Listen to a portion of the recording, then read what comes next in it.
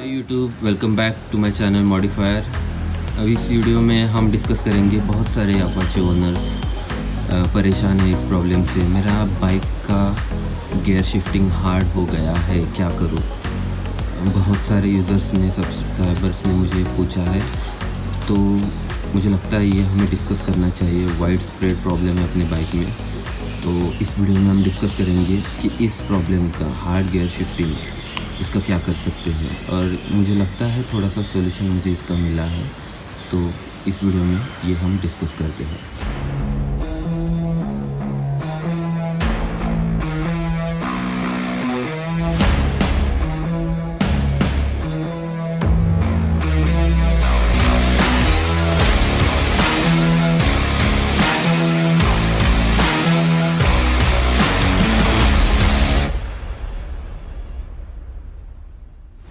Basically बहुत सारे factor रहते हैं जिसकी वजह से हार्ड गियर शिफ्टिंग हो सकता है अपने अपाचे में, तो वो सारे प्रॉब्लम्स हम डिस्कस करते हैं। तो आप चूज़ कर सकते हो कि किस वजह से मेरे बाइक में हार्ड गियर शिफ्टिंग हो रहा है। डिफरेंट टाइप्स है गियर शिफ्टिंग हार्ड होने के। डाउन शिफ्टिंग बहुत हार्ड जाता था, अप शिफ्टिंग बहुत स्मूथली चलता था मेरे बाइक में। तो कोई बाइक में ये रिवर्स रहेगा, कोई बाइक में दोनों साइड से गियर शिफ्टिंग हार्ड जा रहा है। कुछ में तो गियर डालते समय ऐसा लगता है कि ये अभी टूट ना जाए। तो ये सभी प्रॉब्लम हम डिस्कस करते हैं। तो बहुत सारे फैक्टर्स रहेंगे कि जिसकी वजह से गियर शिफ्टिंग हार्ड जा रहा है। तो उसमें से पहले रहेगा कि आपका इंजन ऑयल बहुत देर तक आपने चलाया है, सर्विसिंग इंटरवल होने के बाद भी आपने ऑयल चेंज नहीं किया है। आपको भी ये एक्सपीरियंस हो गया होगा कि जब आपकी सर्विसिंग का टाइम नज़दीक आने लगता है, आपका गियर शिफ्टिंग हार्ड होने लगता है। तो एक नॉर्मल प्रॉब्लम है। तो बहुत सारे लोगों को ये पता है कि अभी ऑयल चेंजिंग का टाइम हो चुका है। दूसरा प्रॉब्लम रहता है कि आपने चेन का सेटिंग बहुत टाइट या बहुत ढीला रखा है। जो स्लैग है वो ऑप्टिमम लेवल पे रहना चाहिए, उसकी वजह से भी आपका गियर शिफ्टिंग हार्ड हो जाता है। तीसरा एक रहता है कि जो आपके क्लच में जो प्ले है वो आपने बहुत कम या बहुत ज़्यादा रखा है। For example, ideal gear shifting वैसे है कि आप अप शिफ्ट कर रहे हैं तो आप एक्सीलरेटर कम कर देते हो, तो आपका आरपीएम एक ऑप्टिमम लेवल तक नीचे गिर जाता है, और उसमें आप जब शिफ्टिंग करते हो तो स्मूथली हो जाता है। कभी कभी क्या होता है कि अपने क्लच का सेटिंग ऐसे रहता है कि आपका गियर शिफ्टिंग के टाइम में आरपीएम लेवल जितनी जल्दी से ड्रॉप होना चाहिए उतना नहीं रहता। 2000-3000 आरपीएम तक की हौले हौले ड्रॉप होने लगता है, और हम 2000-3000 आरपीएम में ही गियर शिफ्ट कर देते हैं। तो उस वजह से भी अपना गियर शिफ्ट हार्ड हो जाता है। तो वो भी आपको देखना है। आपको आइडलिंग देखना है अपने बाइक का। नॉर्मली 1000 के ऊपर एक 1100 या 2000 तक आइडलिंग रखते हैं, तो वो ज़्यादा रहता है तो हायर आइडलिंग पे भी गियर अटकने लगते हैं। और एक रीज़न रहता है कि हम जब अप शिफ्ट मारते हैं तो आप पूरा मैकेनिज़्म यूज़ करते हो कि गाड़ी थोड़ा एक्सीलरेट कर दिया, क्लच दबा दिया, एक्सीलरेटर कम कर दिया, गियर शिफ्ट कर दिया, क्लच छोड़ दिया। तो आपको लगता है हाँ अप शिफ्ट अपना अच्छा हो रहा है, लेकिन डाउन शिफ्ट करते समय हमारा क्या होता है कि कोई अचानक बीच में आ जाता है तो हम लोग क्लच दबा देते, गियर डाल देते हैं, लेकिन अपना क्लच एंगेज होने से पहले ही हम गियर शिफ्ट दबा देते हैं। उसकी वजह से भी खट जैसे आवाज़ आती है। इसका मतलब है हमने क्लच पूरी तरह से एंगेज नहीं किया है। तो जैसे हमने विदाउट क्लच गियर डाल दिया, वही हम मैकेनिज़्म कर रहे हैं, और सिर्फ हम अपने मन को तसल्ली दे रहे हैं कि हमने क्लच दबा दिया। तो ये भी आप ध्यान में रखो कि आपका राइडिंग स्टाइल भी इसके लिए रीज़नेबल है कि आपका गियर शिफ्ट हार्ड जा रहा है। तो ये तो रहे ऊपर के प्रॉब्लम्स, और ये सब मैंने एडजस्ट करके देखा, फिर भी मेरा डाउन शिफ्टिंग हार्ड जा रहा था। तो प्रॉब्लम था मेरे इंजन के पार्ट्स में। 8 साल हो गए इस बाइक को।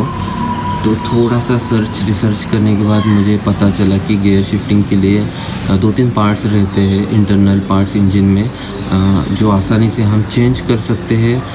उतने महंगे भी नहीं है। वो 3 पार्ट्स है। उसमें एक है गियर शाफ्ट है, और एक इंडेक्स स्टार है, और एक गियर स्टॉपर मैं आपको वीडियो में बता दूंगा। वो 3 चीज़ें आप चेंज कर दोगे तो जो आपका नया वाला जो एक्सपीरियंस था गियर शिफ्टिंग में वो आई थिंक फिर से रिगेन हो जाएगा। मैंने बाइक पे ये किया है अभी चेंज 2 दिन में और इसके रिज़ल्ट्स मुझे अच्छा आ रहे हैं। डाउन शिफ्ट मारने के बाद फट आवाज़ जो आ रही थी वो बंद हो गई है और 8 साल यूज़ करने के बाद जो स्प्रिंग में टेंशन रहता है, जो गियर शाफ्ट है उसमें, वो कम हो गया था। तो अभी नया बिठाने के बाद, डाउन शिफ्ट मारने के बाद गियर अच्छी तरह से बाउंस बैक कर रहा है। तो एक सेटिस्फाइंग गियर शिफ्टिंग हो रहा है मेरे बाइक में। इंजन खोलने के बाद मैं आपको ये वीडियो में दिखा दूंगा कि आपको क्या क्या चेंज करना है। 500 रुपये में आपका ये काम हो जाएगा। अगर आपने सब किया है जो मैंने पहले बताया, उसकी वजह से प्रॉब्लम सॉल्व नहीं हो रहा, तो आप ये करके देखिए, आपको डेफिनेटली इसका फ़ायदा होगा।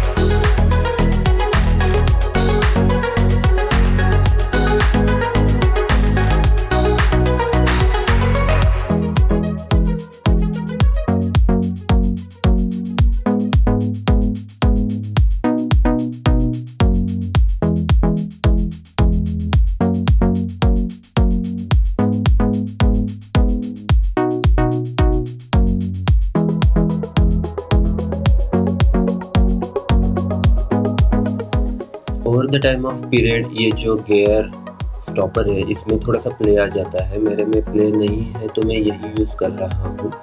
अगर आपका ख़राब हो जाए तो आप इसे चेंज कर दो, इसका प्राइस भी कोई ज़्यादा नहीं है।